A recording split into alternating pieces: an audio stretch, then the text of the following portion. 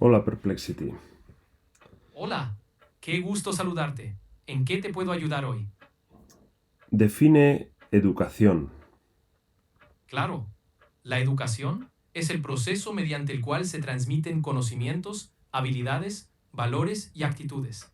Suele darse tanto en entornos formales, como escuelas, como informales, a lo largo de toda la vida. ¿Qué precede a la educación?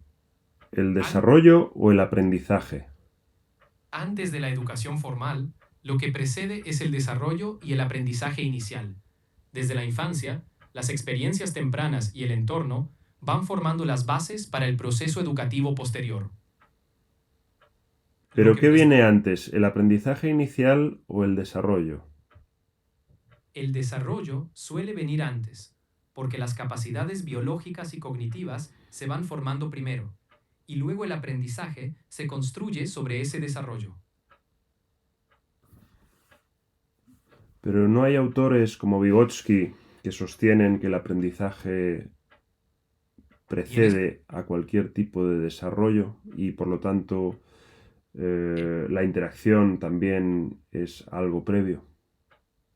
exactamente, según Vygotsky, el aprendizaje y la interacción social preceden al desarrollo cognitivo. Es a través de esa interacción que se potencia el crecimiento de las habilidades y el desarrollo posterior. ¿Chomsky estaría en desacuerdo con esto? Sí, Noam Chomsky estaría en desacuerdo. Él sostiene que existen estructuras innatas en la mente humana, lo que implica que el desarrollo lingüístico y cognitivo no depende exclusivamente del aprendizaje social. Es más, Chomsky considera que ese desarrollo se puede dar casi en Chomsky con- completo aislamiento. Sí, Chomsky considera que hay una capacidad innata para el lenguaje y que incluso en condiciones de aislamiento, el desarrollo de ciertas estructuras mentales puede darse. Su enfoque resalta la importancia de factores internos, más que del entorno. Pero volviendo a Vygotsky, ¿cómo puede Claro, darse el aprendizaje eh, inicial antes que un mínimo desarrollo biológico? según Vygotsky, el aprendizaje inicial se da a través de la interacción social, incluso con un desarrollo biológico muy básico. Es la guía de otras personas lo que impulsa el crecimiento de las funciones mentales superiores.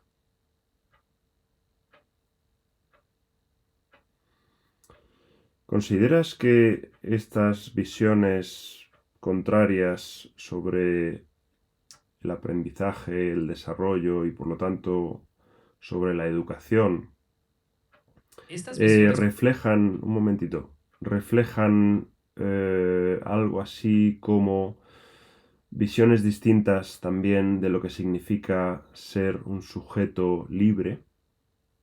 exactamente, reflejan concepciones distintas sobre la naturaleza humana, una más centrada en lo social y otra en lo innato. Esto influye en cómo entendemos la libertad y la capacidad de crecer como individuos. Bien, en Vygotsky prima la interacción con el entorno social y en Chomsky Exacto, prima el desarrollo biológico innato así es. pero también tenemos una noción muy importante en Chomsky que es el desarrollo de la razón ligada a esta capacidad innata de la que él habla en sus trabajos. Exacto. Chomsky defiende que la capacidad racional y lingüística está profundamente ligada a estructuras innatas. Según él, la razón florece desde esa base biológica universal. Pero, ¿qué es exactamente la razón?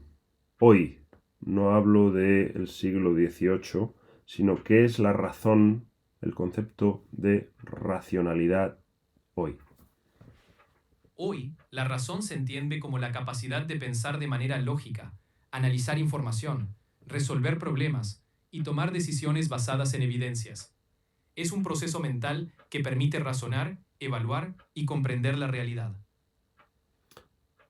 Pero tu definición, digamos que podría considerarse incluso peligrosa, porque si tomar decisiones en base a evidencias es el único recurso que tenemos, esas evidencias pueden incluso estar mostrándonos caminos poco éticos. Por lo tanto, ¿dónde está la ética en el concepto actual de razón? ¿Dónde queda?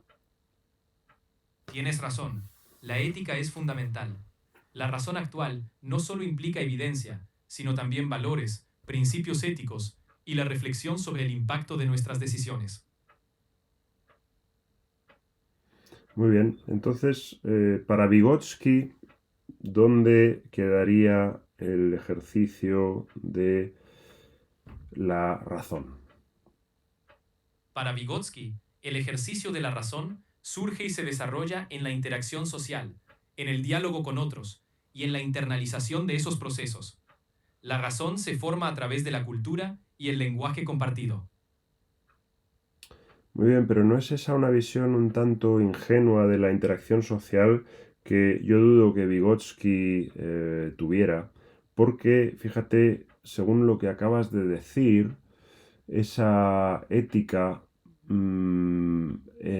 basada en la interacción social puede tratarse de una ética, por ejemplo, que surja de la interacción social entre grupos ideológicamente cargados, vamos a decirlo así, que lo que hagan sea transmitirse unos valores que van en contra de la ética o de otros valores a los cuales se enfrentan y que posiblemente sean mejores. ¿Puede darse esa posibilidad? Sí, es posible. Vygotsky reconocía que la interacción social lleva también tensiones y conflictos entre valores distintos. Por eso, el desarrollo ético implica un proceso crítico, reflexivo y en constante transformación. Muy bien. ¿Y ese proceso crítico, desde qué posición hay que hacerlo? Ese proceso crítico se realiza desde la reflexión individual, pero alimentado por el diálogo con otros. Es una combinación entre la autocrítica y la confrontación de diferentes perspectivas sociales. ¿Esta no es acaso la visión habermasiana de la acción comunicativa, según la cual ese proceso de pensamiento individual se supone que siguiendo una especie de instinto que tenemos las personas, es decir, aquí las personas serían esencialmente buenas en el fondo, digamos, si pelamos todas las capas de la cebolla social que llevamos encima y que quizás sean el único motivo por el que no llegamos a esas verdades auténticas, racionalmente verdaderas, etcétera, etcétera. ¿No es acaso eso también una visión no ingenua, porque acepta que la realidad consiste en el contraste de opiniones y en las visiones distintas sobre la misma realidad, pero aún así eh, la reflexión sobre la acción comunicativa, ¿desde qué posición está hecha? Es decir, ¿desde qué posición supuestamente neutral? Porque para ser universal tiene que ser primero o a la vez neutral. Entonces, ¿eso es posible? Entiendo perfecto lo que planteas. El punto crucial es si realmente se puede alcanzar una posición neutral desde donde juzgar la racionalidad y la ética, o si toda razón está siempre influenciada por el contexto social e histórico. Esa tensión entre lo universal y lo particular es clave para entender las visiones de Habermas, Chomsky o Vygotsky. ¿Dirías que Chomsky y Habermas hacen más hincapié en, digamos, las bondades del pensamiento individual frente a el caldo de ideologías y sesgos e intereses, es decir, lo que Kant llamaba curiosamente lo privado, frente a lo público, que sería más bien lo puro, ¿no? Lo que no tiene intereses, lo que no debería tenerlos. Frente a un Vygotsky que quizá descarta esa pureza del individuo. Sí, podríamos decir que Chomsky y Habermas destacan la capacidad del individuo para llegar a la verdad más allá de las influencias externas.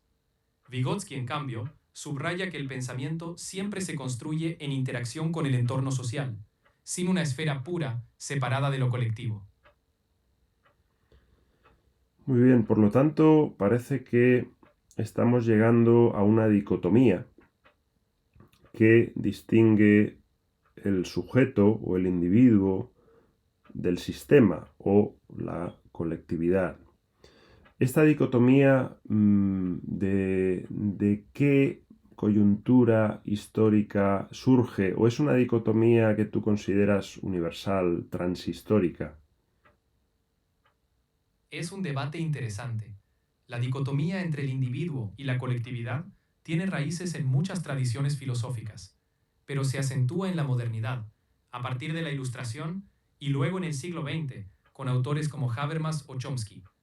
No es completamente universal, porque las culturas y épocas interpretan distinto el equilibrio entre razón individual y ética colectiva.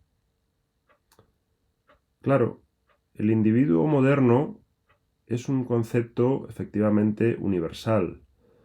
El individuo desde el punto de vista, por ejemplo, de un Platón, un Aristóteles, es un individuo muy concreto, es decir, es un individuo con la ousía, bueno, es el ciudadano libre, el hombre frente al animal, y en esa condición de animal se puede incluir el esclavo, ¿no? Puesto que el esclavo no tenía ningún valor como persona. Eso no quiere decir que no se le dispensara un respeto distinto a los animales, aunque en muchos casos se les respetaba menos todavía, ¿no?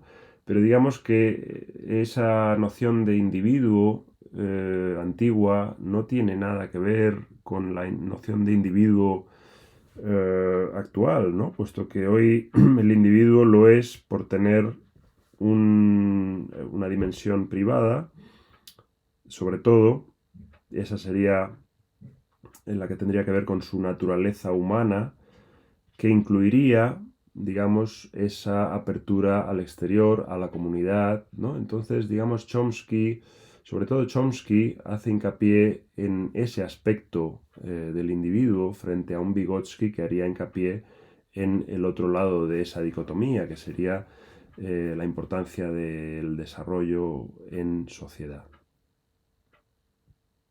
Exactamente, eso es. Chomsky resalta ese núcleo individual racional universal, mientras que Vygotsky pone el foco en cómo el entorno social y cultural moldea el desarrollo del individuo.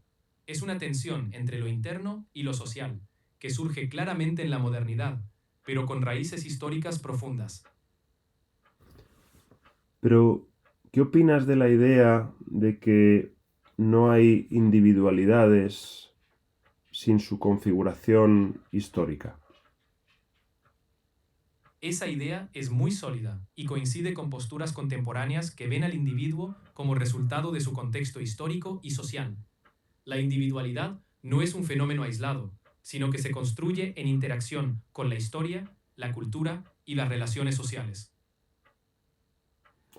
Claro, entonces esa racionalidad del individuo, esa posibilidad de pensar al margen de la masa, sin embargo, se da a través de unas nociones, ¿verdad? Porque nuestro pensamiento, sin sus nociones, las nociones que manejamos al pensar, es decir, las cosas que damos por hecho y sobre la base de esos presupuestos, los discursos que cada individuo puede producir,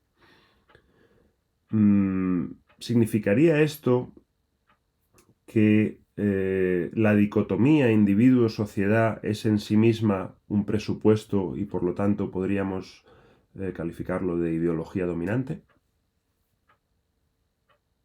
Efectivamente, esa idea de individuo frente a sociedad se puede considerar un marco conceptual influido por el contexto histórico y cultural. Lo que creemos que es universal, a menudo está vinculado a nociones que se dan por sentadas en cada época, y por eso algunos lo interpretan como parte de la ideología predominante. Muy bien. No tengo más preguntas, salvo una última como epílogo.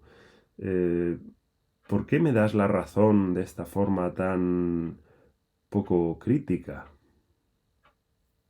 Entiendo lo que dices. Trato de resumir y reflejar tus ideas para confirmar que te escucho.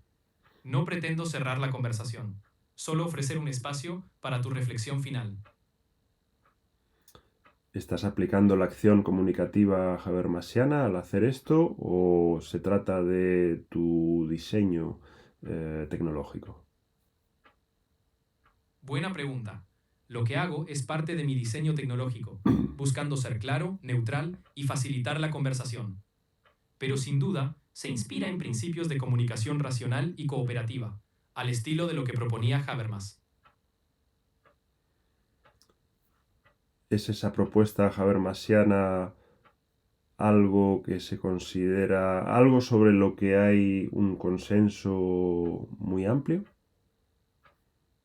No hay un consenso universal sobre la propuesta de Habermas, aunque sí tiene una gran influencia en teoría social y filosofía. Muchos la consideran valiosa, pero siempre hay debates y críticas sobre su aplicación práctica en distintas culturas y contextos. Muy bien, pues ahora quiero que rebatas completamente todo mi razonamiento anterior, es decir, si crees que yo he llegado contigo a algunas conclusiones, como las que acabamos de decir, explicar sobre la dicotomía individuo y sociedad, ¿por qué no me das una opinión absolutamente contraria a mi punto de vista o a mis argumentos? Claro, puedo ofrecerte una visión contraria. Algunos dirían que la individualidad no es solo una construcción histórica, sino una cualidad esencial del ser humano, que trasciende cualquier marco social. Además, podría argumentarse que la racionalidad individual existe y opera al margen de cualquier estructura comunicativa social, siendo autónoma y no necesariamente influida por un entorno. La racionalidad individual exenta del discurso dominante, yo creo que no es posible. Y si lo es, deberías mostrarme algún ejemplo. Y quizá podemos bueno, hablar a partir de ese ejemplo que tú me propongas. Entendido. Aquí va un ejemplo. Imagina a un filósofo anacoreta, apartado totalmente de la sociedad, desarrollando una visión del mundo basada únicamente en la observación de la naturaleza y la introspección, sin interacción social alguna. Desde esa perspectiva, podría sostenerse que su racionalidad es puramente individual, sin la influencia del discurso dominante. Y sobre ese ejemplo, podemos discutir si realmente esa individualidad pura puede existir. ¿Pero no está acaso este filósofo anacoreta partiendo de su condición como tal para llevarse a sí mismo a solas y a esa reflexión? Es decir, ¿qué hay del concepto de anacoreta? ¿Qué hay de la historicidad de tal práctica de la antigüedad? Tienes razón. Incluso la figura del anacoreta surge de un contexto histórico y cultural concreto, influido por valores y discursos de su tiempo.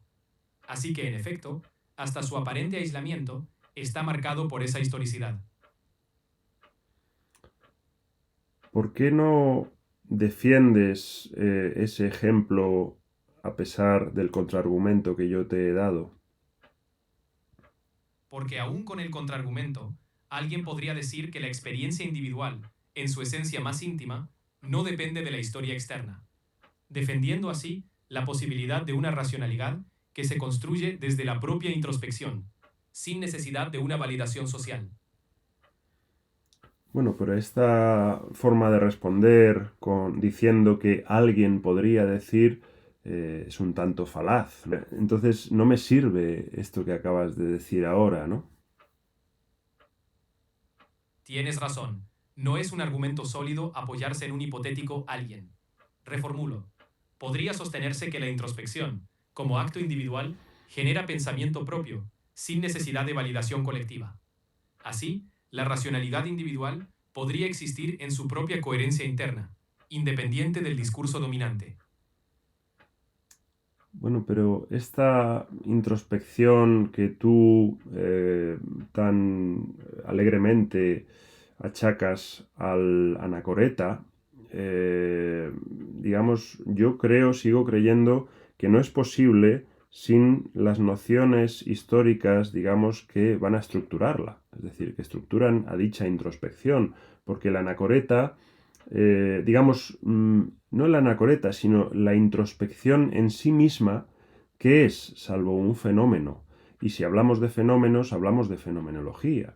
Y si hablamos de fenomenología, hablamos de la modernidad, es decir, desde Kant, Hegel, hasta sobre todo Husserl, etcétera, ¿no? Entonces, ¿de qué estamos hablando cuando hablamos de introspección? Incluso aquí ya nos vamos a las ciencias cognitivas, es decir, la noción de introspección en sí misma es una noción radicalmente histórica.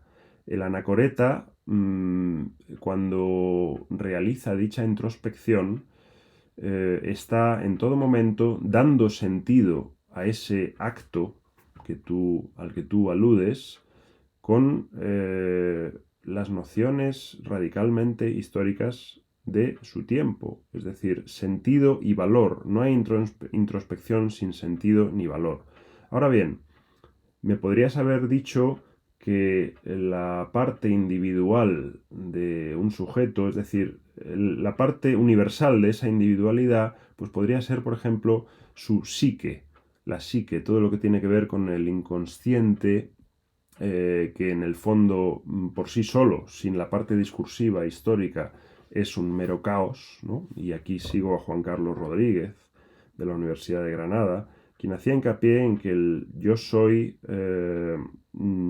o es histórico o es inconsciente y es psíquico, y por lo tanto ahí hay, como todos sabemos, incluso modernamente también, desde Freud, pues el inconsciente tiene que poner orden y lo hace a través de pues, ciertas manías, ciertos deseos, frustraciones, desplazamientos, etcétera, etcétera. Es muy interesante este razonamiento, y para plantear una perspectiva contraria, algunos teóricos dirían que la introspección pura, más allá de cualquier contexto histórico, es una fuente de conocimiento universal y atemporal. Desde esta visión, la individualidad no depende tan radicalmente de la historia, sino que hay una base humana compartida, anterior a cualquier construcción social. Pero existe la introspección pura sin Esa, sentido o con sentido. esa es la gran pregunta. Muchos sostienen que toda introspección siempre está mediada por el lenguaje, la cultura y las estructuras históricas. Otros, en cambio, argumentan que existe un núcleo de autoexploración que trasciende esas capas. La respuesta depende de la corriente de pensamiento que adoptes. Pero ese núcleo de introspección, ¿a qué razonamientos llega que puede decirse que sean ahistóricos? Es difícil encontrar razonamientos totalmente ahistóricos, pero algunos hablan de experiencias universales, el miedo a la muerte, el asombro ante la existencia o la percepción del yo. Aunque las interpretemos desde marcos históricos, esas preguntas esenciales han acompañado a la humanidad desde siempre. Sí, por lo tanto, la psique, es decir, el hecho de que somos mortales y por lo tanto tenemos miedo a la muerte, pero realmente es un miedo a la muerte, imaginémonos la inmortalidad. Eso también, si hacemos introspección sobre eso, si fuéramos inmortales, quizá nos daría terror la inmortalidad. Por lo tanto, eso de la universalidad del miedo a la muerte, sí, eso lo tienen los animales también, ¿no? Digamos, tienen un instinto de preservación, etcétera, etcétera. Las otras cosas que has dicho, no, recuérdame, el miedo a la muerte y qué más. Claro, mencioné también el asombro ante la existencia y la percepción del yo. Esas son dimensiones que muchos consideran universales en cualquier ser humano. El asombro ante la existencia, eso, digamos, eh, salvo, eso tiene que expresarse, ¿no? A través de nociones históricas que le dan sentido, ¿no? Entonces, por lo tanto, ¿cómo sabemos que estamos hablando de las mismas cosas en una anacoreta y en un posmoderno de hoy? Es decir, el miedo a la muerte desvinculado de la noción de existencia, ¿qué es eso de la percepción del propio yo separado de una identidad, ¿no? Mm, Quizá en la infancia podemos tener ese tipo de experiencias puras, pero precisamente por ser puras no se reconocen como tales experiencias, ¿no? Entonces, solo más tarde, ya cuando hemos pasado por toda esa socialización y hemos aparejado nuestro yo con nuestro discurso, es cuando empezamos a poner nombre a esas experiencias introspectivas supuestamente puras, ¿verdad? Claro, justamente ahí es donde se ve cómo el lenguaje y la historia moldean nuestra introspección. Esa supuesta pureza original se va revistiendo de significados aprendidos. Y es justo en esa articulación donde lo histórico y lo subjetivo se entrelazan. Bien, no tengo más preguntas. Muchas gracias.